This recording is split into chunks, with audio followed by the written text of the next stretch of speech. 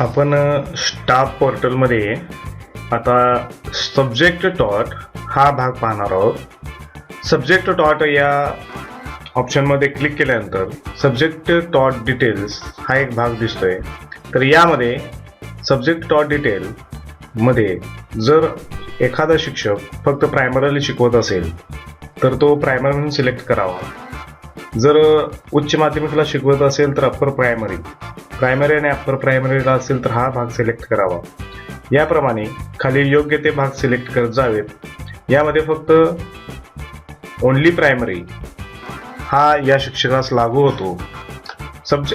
Subject medium कोणता आहे तो योग्य तो सिलेक्ट करा.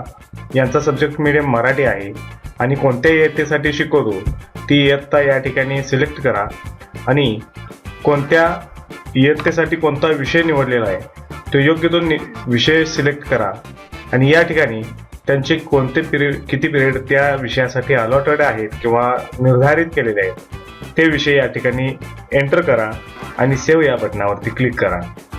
हे केल्यानंतर आपल्याला पट्टीमध्ये आपल्याला एंटर केलेली सर्व माहिती दिसून येते.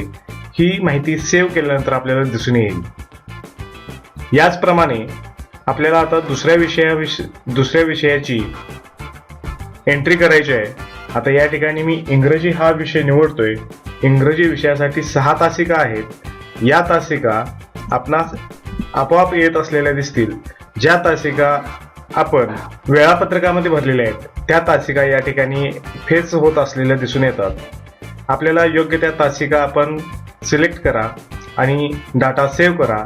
हा डाटा आपल्याला वरच्या पट्टीमध्ये आलेला दिसून येतो. या ई स्कूल व्हिडिओ सेशनवरती भेट दिल्याबद्दल धन्यवाद. थँक्यू.